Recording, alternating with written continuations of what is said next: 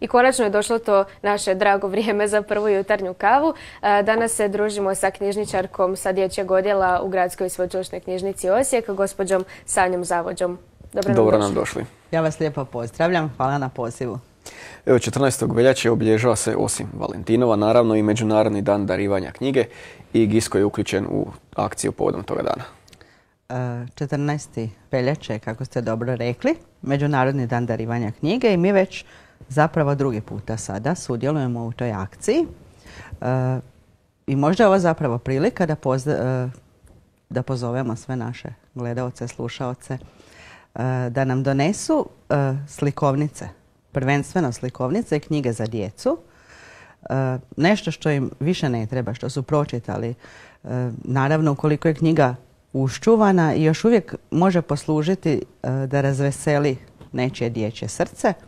Nama je namjera sakupiti knjige i pokloniti im onima koji ih nemaju, koji će to iskoristiti u svom radu, koji će zapravo naći nekakve lijepe misli u tim dragocjenim slikovnicama koje možda vaše djece više ne trebaju. Takav je i sam naziv akcije. Čitam dam sretan sam, svoju knjigu daruj, tuđa srca obraduj. Tako je. Dakle, bit će nam drago. Sigurna sam da gotovo svako od nas ima kod kuće nešto što je iščitano i donesite bilo na odjel za rad s djecom i mladima ili ukoliko ste u nekakvom daljem dijelu grada, ako niste blizu centra, na naša područna odjeljenja u Donji grad, na jug, Redfalu, industrijsku četvrt. Naši knjižničari će sa radošću dočekati vaše poklone koje ćemo dakle proslijediti dalje. Ako netko želi detaljne informacije, možemo se obratiti na vaše broje telefona. Slobodno. 211 472 odjel za rad s djecom i mladima. I gdje poslije idu sve te knjige koje se prikupe?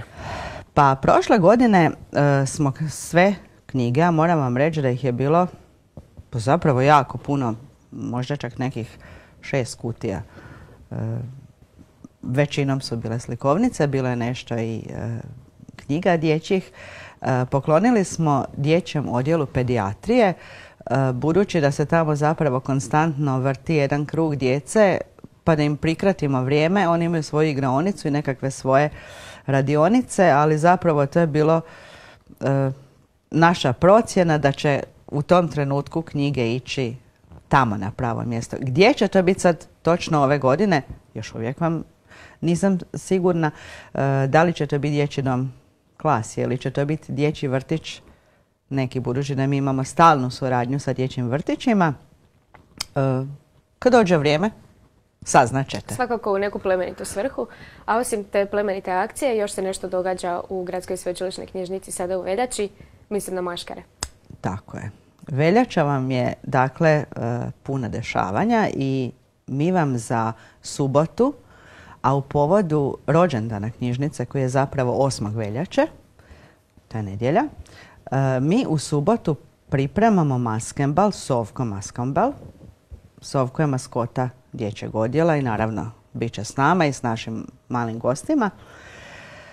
Imamo jedan lijepi program gdje ćemo izvesti i pripremiti nekoliko igara za najmlađe, za onu srednju nekakvu dob. Zapravo, nama su dobrodošli djeca od rođenja, kad roditelji smatraju da im se već može čitati, a znamo da je djeci dobro čitati zapravo stvarno od rođenja, da se uče na živu riječ.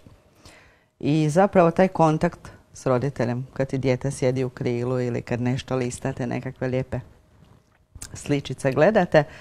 Dakle, imamo maskembal na koji pozivamo sve naše korisnike, od onih najmanjih pa skroz dok ih bude zanimalo, a to su zapravo, pa bude i osmoškolaca.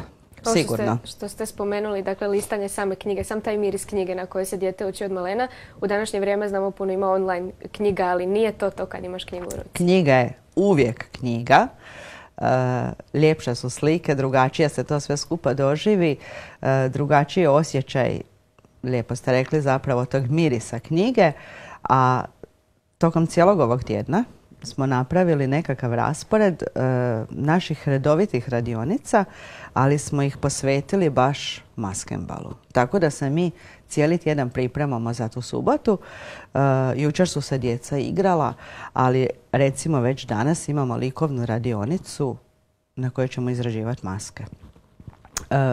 Sutra imamo priču. Priča će biti također vezana za maske.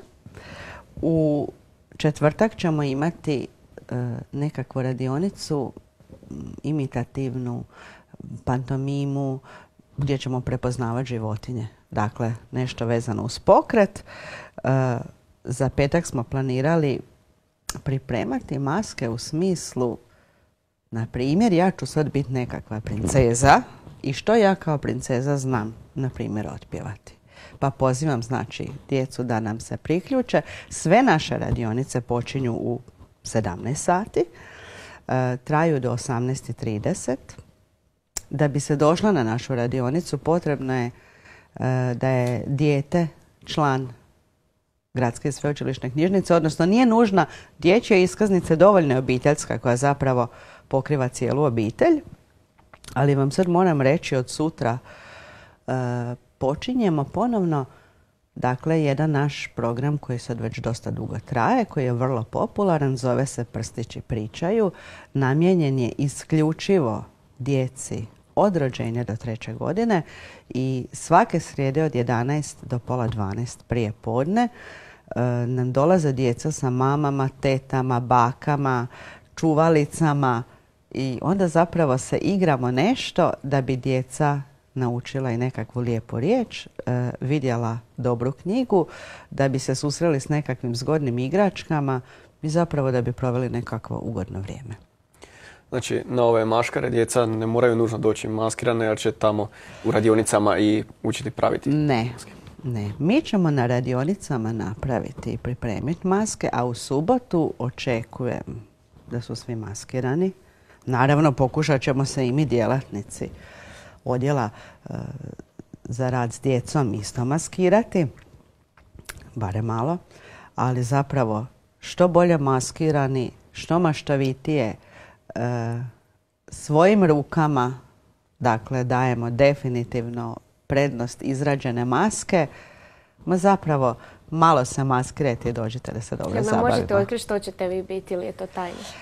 Pa to je tajna. Zapravo ovako, naša je maskota Sovko Slovko.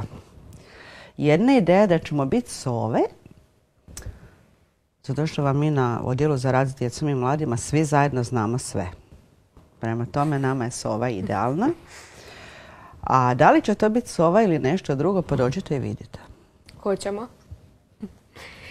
Recite nam, mi pratimo stranicu Gradske sveučilišne knjižnice i tamo jako često nalazimo dobre preporuke koje knjige pročitati. Pa evo, ako naši gledatelji, osim što gledaju našu emisiju ujutro, možda uz kavu žele neku dobru knjigu, što biste vi preporučili? Neki zanimljiv lik, možda preporuka za masku čak.